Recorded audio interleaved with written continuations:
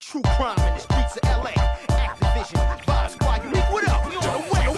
If you can't do the time, stay pushing the line in the paint on the grind. Play the game for keeps, not for fun. All alone with your peeps, so one-on-one. Cause I don't do the crime if I can't do the time. I stay pushing the line in the paint on the grind. I play the game for keeps, not for fun. All alone with my peeps, so one-on-one. This is the game where everybody in traffic hates you, so it's rated M due to the graphic nature. State your nickname, hood, gang, rank, and business before we leave your body stinking. You can't get a witness of who they thinking that did this. It's best not to know. If your name is on my shit list, then you got to go. Cross my path, you gon' take a blood bath and a mud nap. I slug half of your mug back, thugs spit hubcaps, wide shots and beach heat. Hot rocks on every block, cold killers on each street. Danger on every corner, scum at every turn. So pressure is heavy on you, but some just never learn what the SC mean.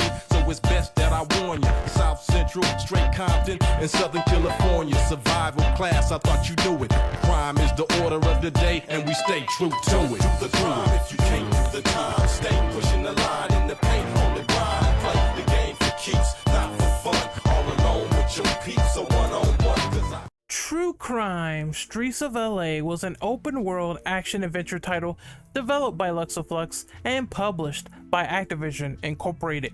Sensation and imitation is the sincerest form of flattery these days. It's only natural that everyone and their mom wanted to create their own unique sandbox success after Grand Theft Auto 3 exploded on the market.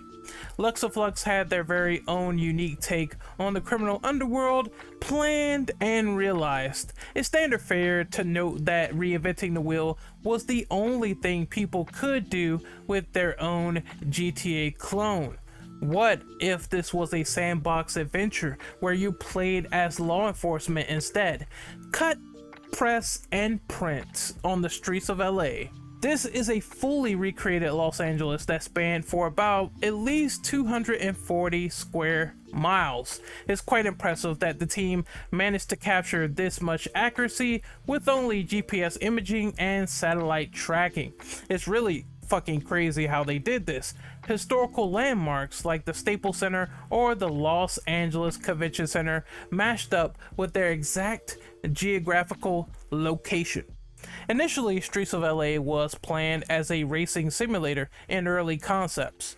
Now, just like The Getaway, we saw the game develop into something bigger and more badass. The lead designer suggested that there were no open world games that focused on contemporary police drama at that time.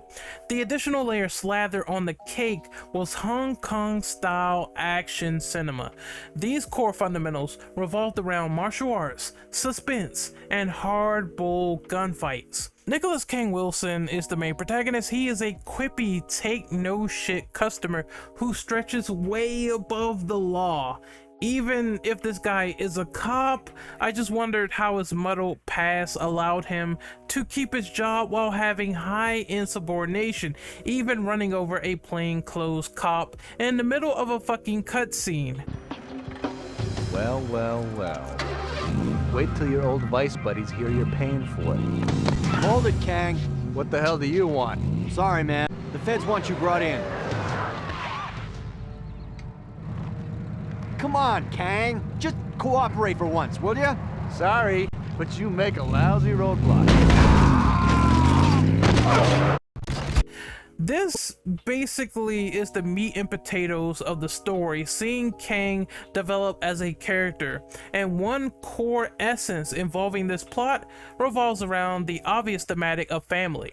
You see, Nicholas King Wilson is trying to uncover what exactly happened with the disappearance of his father, Henry Wilson.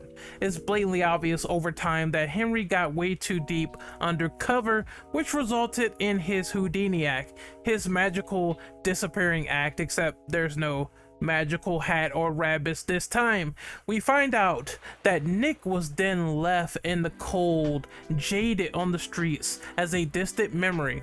The only relative that had his back was a man named Kerry Kang, his immediate younger brother. I hate making this claim, but if you've seen any kind of early 2000s action flick, then you basically figured out the plot of this story. Struggling cop is a hothead. Struggling cop is too rad, too cool to be told what to do. Struggling cop finds his father's associates, and then struggling cop tries beating the ever-living pulpy orange juice out of these associates just so he can get answers on his dad.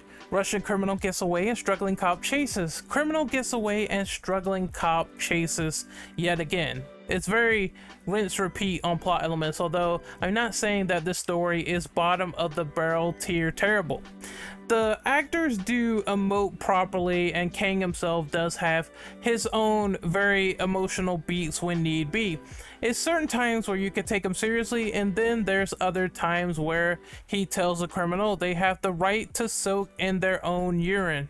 I almost think that True Crime was tailor-made to be a parody at times. There's legitimate story missions where you fight against some random zombie. He's just there. No rhyme or reason, just hi, hello. I'm now shooting a freaking dragon. It's awesome, but kind of dumb at the same time. It reeks in the action hero machismo with the extra emphasis on cheese. People who love cheesy, ridiculous plot threads will probably love this game. Others who search for a more harrowing tale might not get it here. That being said, I do highly appreciate this game taking things to a new level with branching storylines. Let me explain. If you fail a mission, you can actually continue where you left off, so that means that mission failures will lead into unique cutscenes or chapters based on the failure state.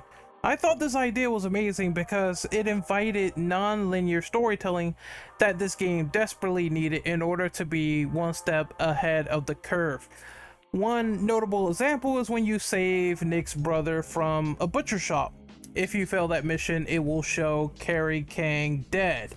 This man was vital to Nick's life, so the choice was all player determinant. What I didn't realize is that this led me on a vengeful bad cop path that had me tracking down Kerry's killer relentlessly. There are 3 endings that show all different perspectives. There is the good ending that reveals everything, wraps up the story, including showing the true villain. There's a bad ending where Nick learns nothing from the case and he continues to ponder about it. Then there is an average ending.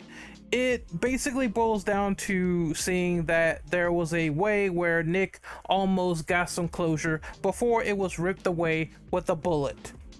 I really enjoyed all these different facets of branching storylines, and I can honestly say they are the saving grace for this game when it does something so readily different. Almost really baffles me that it didn't return for the sequel, but I digress.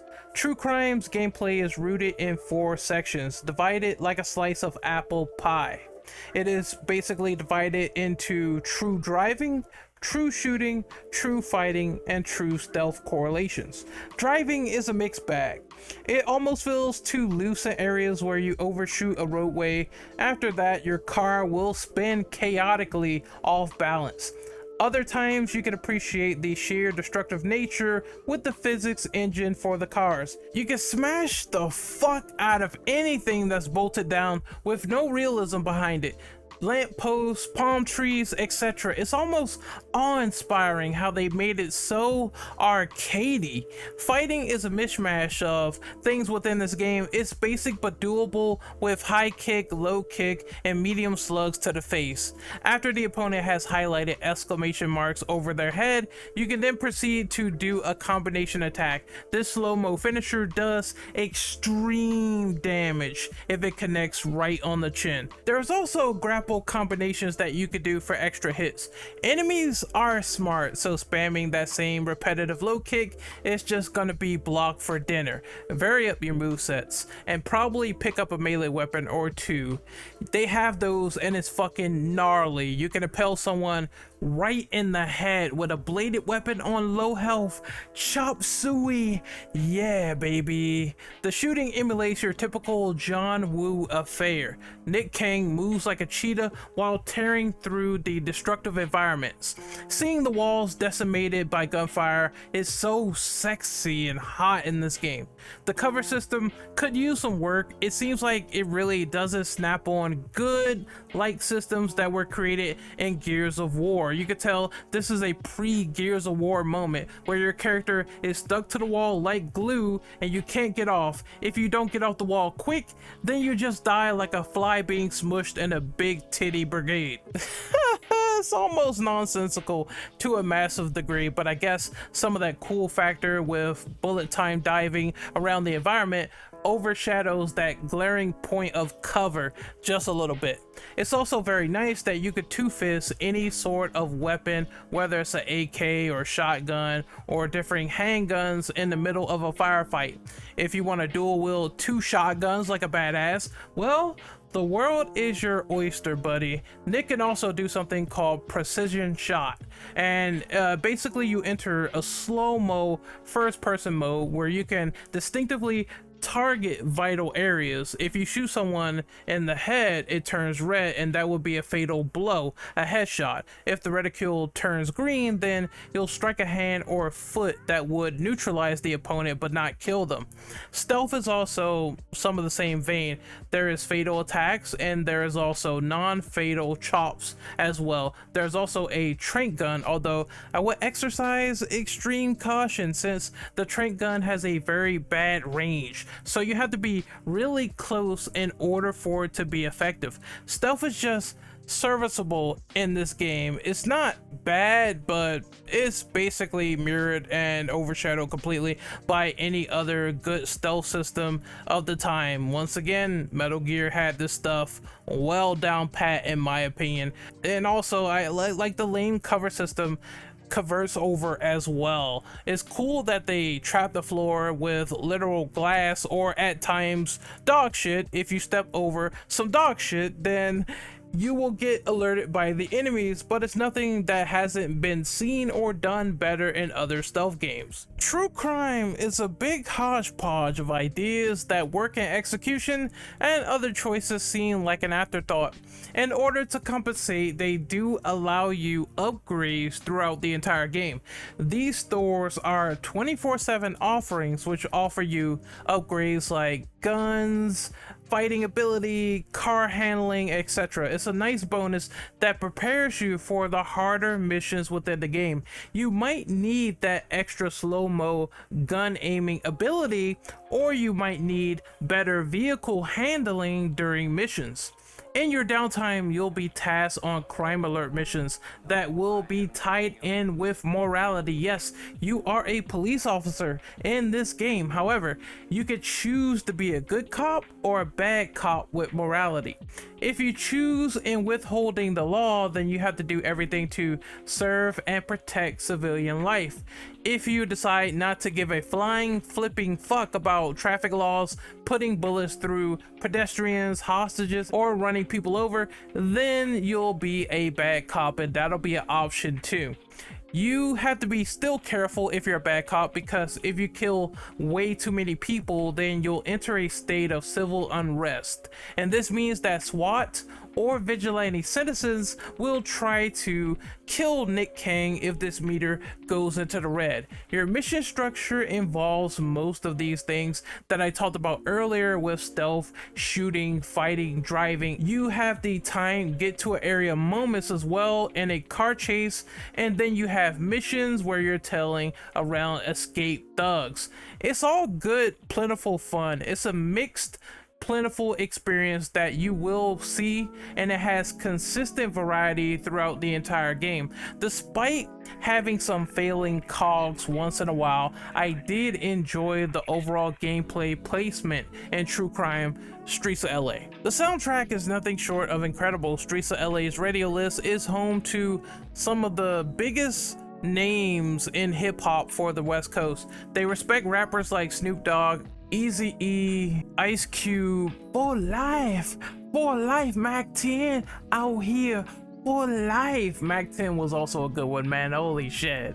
All those people just get their due diligence in this game. Many people also don't talk about the idea that there was exclusive music done particularly for this game. You'll hear themes from a group called the Pomona City Writers, who did tracks for true crime thematically.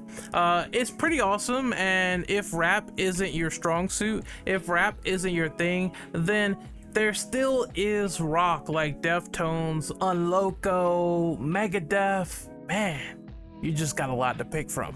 The graphics are just serviceable once again. True Crime Streets of LA doesn't look terrible by any stretch of the imagination. The colors and models themselves just come off as a little flat for the standards of the PS2, standards that were presented in 2003.